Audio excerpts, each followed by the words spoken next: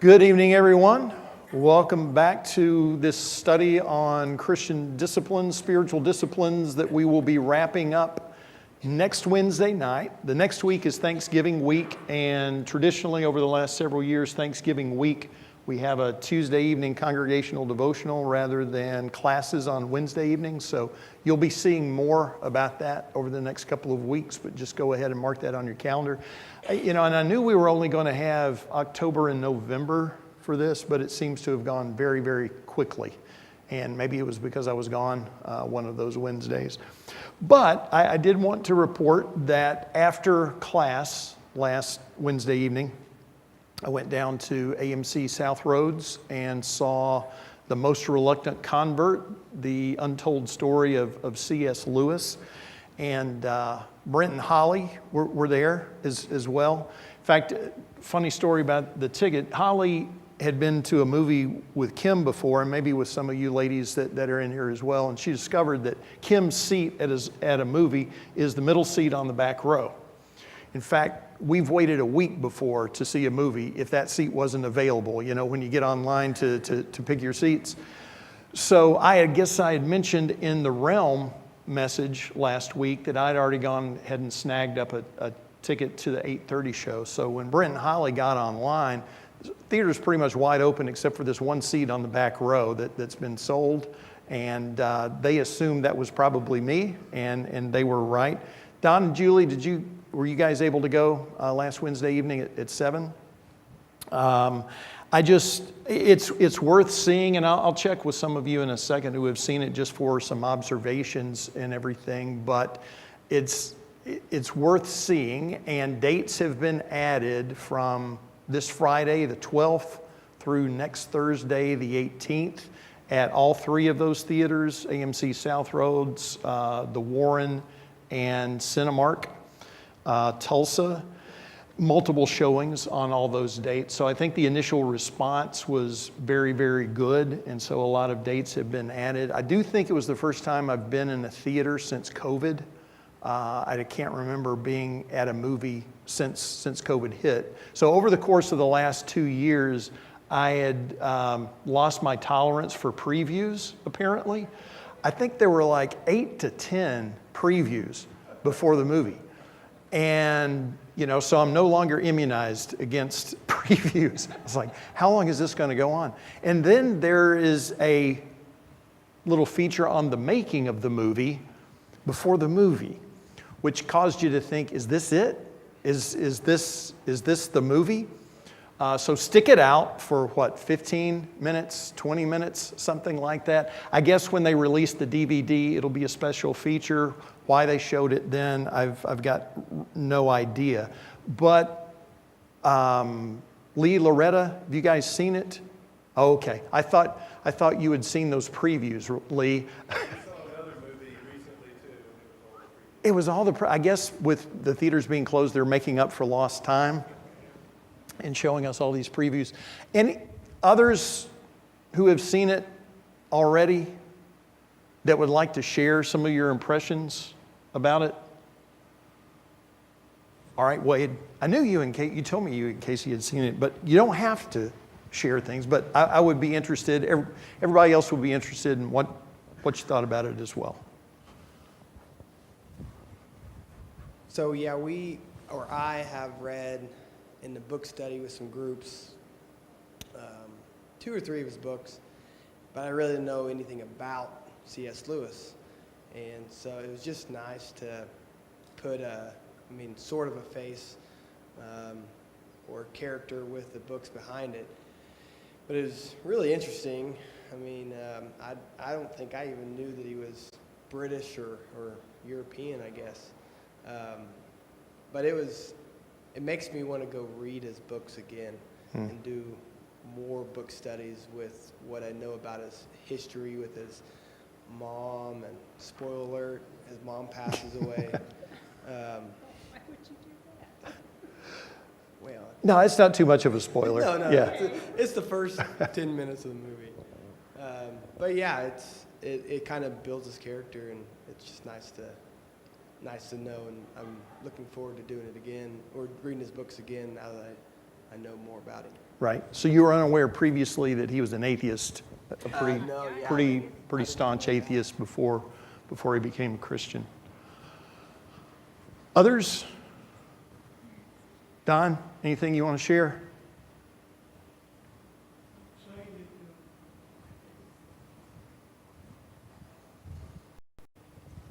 I would just say that one of the things that kind of brought him around to this whole idea that he couldn't really be an atheist was the fact that one of his friends told him that these things that come into being,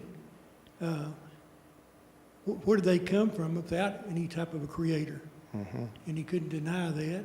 And just the idea that as he grew older and following the war and the people he was associated with, how much effect those people had on bringing him around to not just more than just to being a theist, but being a deist, and also finally surrendering the fact that there was a God. And I don't think he ever really talked about what type of worship he went to, other than the fact he went to the Right. chapel. I'm assuming it was the Anglican. Yeah, probably Yeah, Anglican or Episcopalian or something Right. like that. But anyway, it was Yeah. interesting. Right. Thanks, Don. And I appreciate you guys going. I got a message from Julie last week, said, don't get your feelings hurt. We're going at 7 o'clock. We'll watch your class later. So I was proud you guys went ahead and got a seat warm for me. And what Don just mentioned, which I think is extremely well done in the movie, is that Lewis's character is able himself to explain from Lewis's writings that progress that he makes in his thinking from atheism to first theism, that, well, there's probably some being somewhere, not connected with the God of Scripture or anything like that, but some being somewhere, on to deism, where, well, maybe this deity wound up the clock and got everything started, but he checked out after that. He can't be concerned about what he created on this planet. Just look at this planet.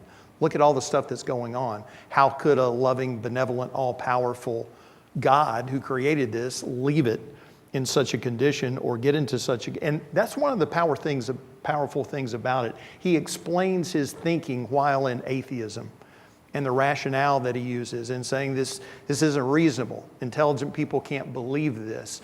Natural science doesn't support this.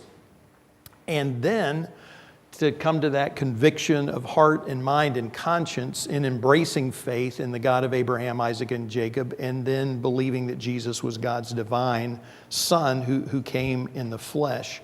And his friendship with J.R.R. Tolkien, even while an atheist, they were at Oxford together, and just the civil conversations they would have in bantering these ideas about, even though they disagreed with one another, they civilly discussed these things for hours. And then Tolkien had a great effect on him, to the point where he said that, his brother Warnie and Lewis were going to go to the zoo, and he said, when I got in the sidecar of the motorcycle to go to the zoo, I was still an atheist. I didn't believe that Jesus was the Son of God. When we reached the zoo, I did. So on that ride, that's when everything just started making sense to him. And so, as Lewis expresses in his autobiography, Surprised by Joy, he called himself the most dejected, reluctant convert in all of England, drug into the kingdom, kicking and struggling and resentful and darting his eyes in every direction for a chance of escape. That's how he describes his conversion to Christian faith. And I think it honestly depicts that the ongoing tension that he felt between faith and doubt. And he was just more honest about it than many of us are when he wrestled with those things. But again, I would encourage you to see it. Just wait till it comes out on DVD if you want to, and you can watch the making of the film afterwards if you want to, and don't have to see it before. So in this ongoing discussion that we're in of spiritual disciplines, Foster writes that the purpose of the disciplines is the total transformation of the person. They aim at replacing old destructive habits of thought with new life-giving habits. Nowhere is this purpose more clearly seen than in the discipline of study and the discipline of meditation on Scripture. The apostle tells us that we are transformed through the renewal of the mind. That's Romans 12:2. The mind is renewed by applying it to those things that will transform it. And so we become like those things that we think upon. That's why Scripture encourages us over and over to watch what we think, to watch what we focus on. Philippians 4:8, finally, brothers and sisters, whatever is true, because not everything is, whatever is noble, and not nearly everything is noble, whatever is right, whatever is pure, whatever is lovely, whatever is admirable, if anything is excellent or praiseworthy, think about such things. And that's a choice. It's a decision, because as you know, there's plenty of other things to focus on and think about and get captivated by and to binge watch and to just be absorbed into. Colossians 3:1-3, since then you've been raised with Christ, set your hearts on things above where Christ is, seated at the right hand of God. Set your minds on things above, not on earthly things, for you died and your life is now hidden with Christ in God. So we seek to be among those upon whom the blessing is pronounced in the very first Psalm, Psalm 1, verses 1 and 2. Blessed is the one who doesn't walk in step with the wicked, or stand in the way that sinners take, or sit in the company of mockers, but whose delight is in the law of the Lord, and who meditates on His law day and night. Now, obviously, we can't study Scripture day and night. And that's why there's this clear distinction between study of Scripture and meditation on Scripture. We'll talk about that briefly. Maybe we'll flesh it out a little bit more later as well. But when the psalmist writes in Psalm 63, verse 6, when I remember you on my bed, I meditate on you in the night watches, he's not talking about working on some upcoming lesson. His thoughts are on God and the things of God and what he knows of God's will and what he knows of God's law. Not that anybody's got a copy of it when he's composing this psalm. There are scrolls, but not many of them. And so this is something that takes place in the mind. Psalm 119, verse 148, my eyes anticipate the night watches that I may meditate on your word.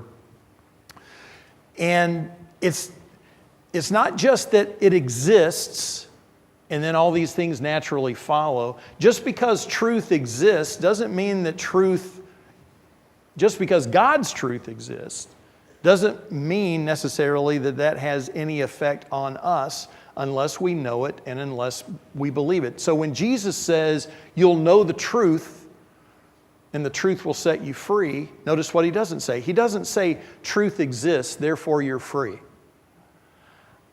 He says truth exists, and if you know the truth through knowledge of the truth, you'll be set free.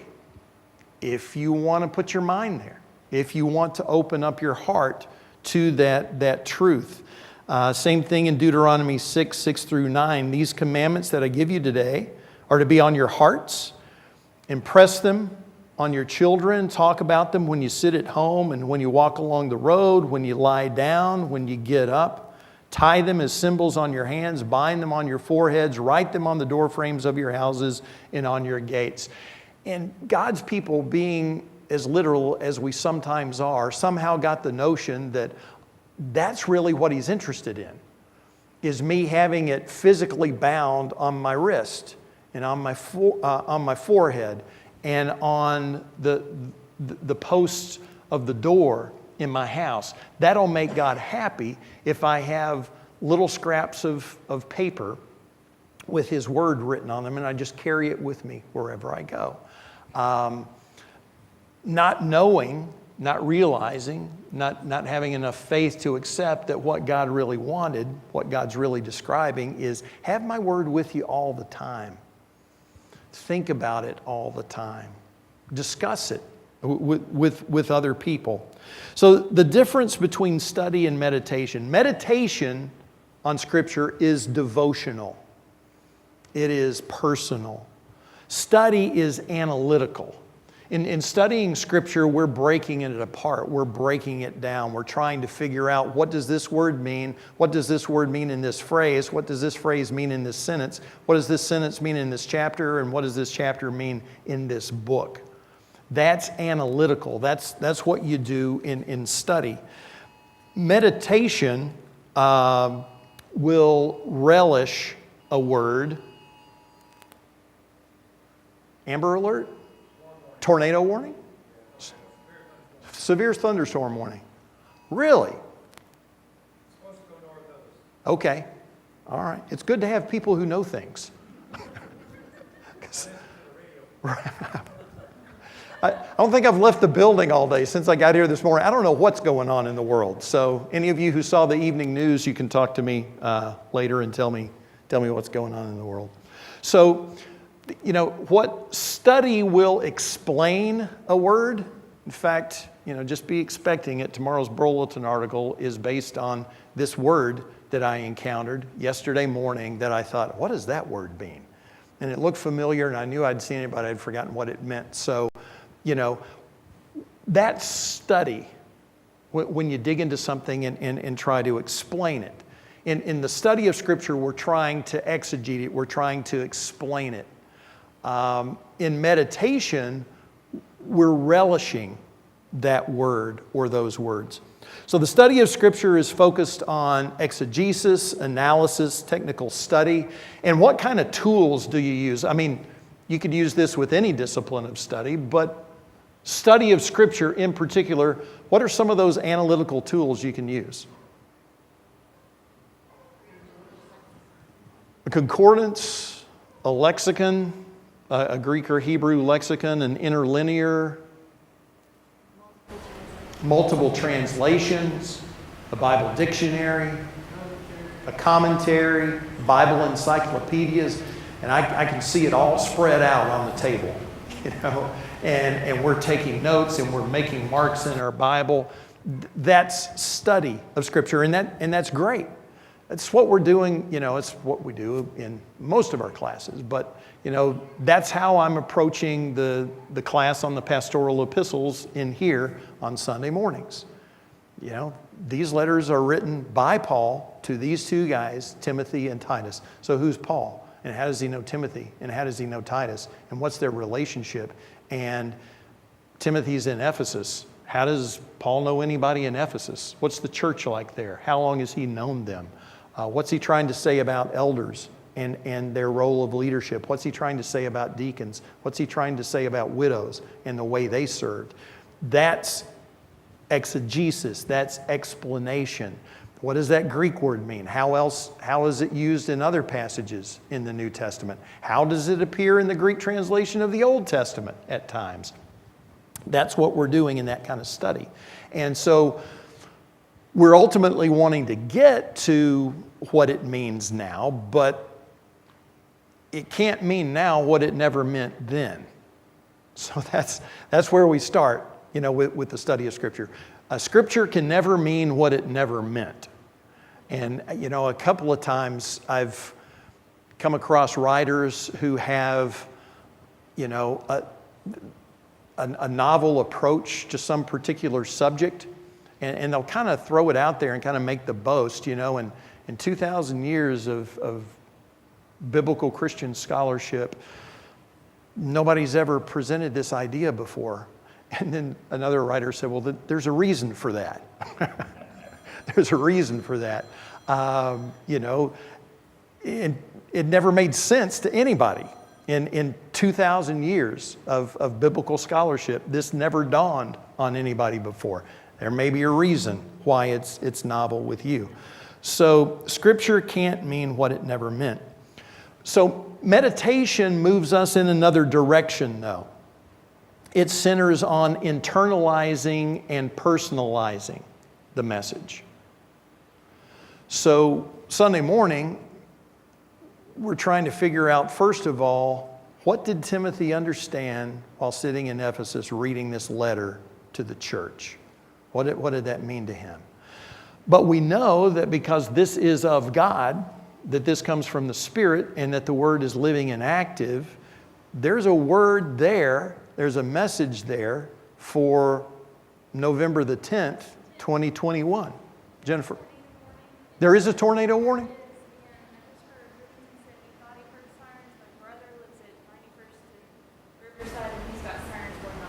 Okay, 91st and Riverside got sirens. Right. Okay. All right. I appreciate him doing that. So, yeah, apparently it is storming. And it's probably a good place for us to be, I would think. If it gets dark really quickly, use those little lights on your phones and we'll be able to see what we're doing. Seriously, I had no idea there was any chance of severe weather today. Didn't even know it was going to rain. So let me read just a little bit from Foster on this distinction again between meditation and study. For all the devotional masters, the meditation upon Scripture is the central reference point by which all other forms of meditation are kept in proper perspective. Whereas the study of Scripture centers on exegesis, the meditation on Scripture centers on internalizing and personalizing the message. The written word becomes a living word addressed to you. This isn't a time for technical studies or analysis or even the gathering of material to share with others. That's called class preparation. That's called sermon preparation. Set aside all tendencies toward arrogance and with a humble heart receive the word addressed to you. Often I find kneeling especially appropriate for this particular time. Dietrich Bonhoeffer says, just as you do not analyze the words of someone you love, but accept them as they are said to you, accept the word of Scripture and ponder it in your heart as Mary did. That is all. That is meditation. When Bonhoeffer founded the seminary at Finkenwald, 1/2 hour of silent meditation upon Scripture was practiced daily by everyone. It's important to resist the temptation to pass over many passages superficially. Our rushing reflects our internal state, and our internal state is what needs to be transformed. Bonhoeffer recommended spending a whole week on a single text. Therefore, my suggestion is that you take a single event or a parable or a few verses or even a single word and allow it to take root in you. A little further down, always remember that we enter the story not as passive observers but as active participants. Is that a siren? That is a siren. Any directives from the safety team? Probably going to be our best bet. All right. Let's go to the south hallway. All right.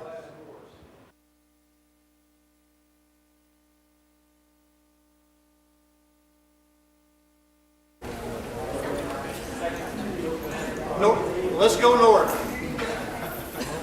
Go north, young man.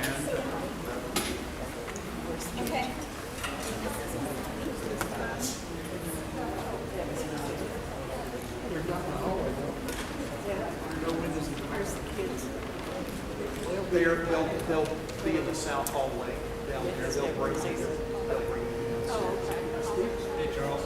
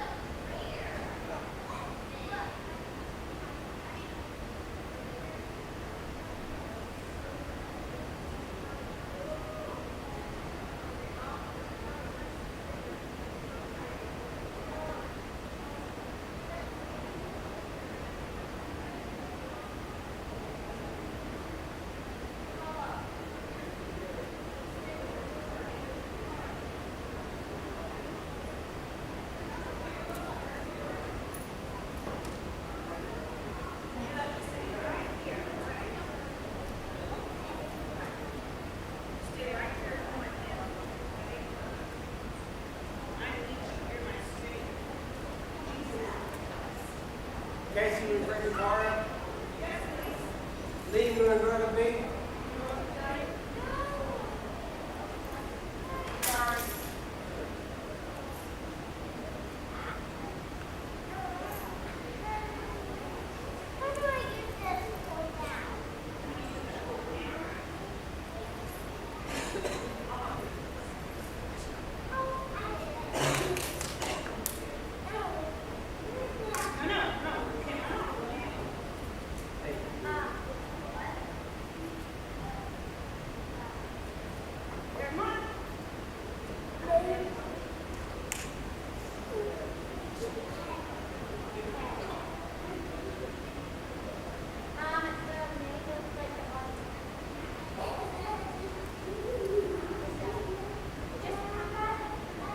Class dismissed.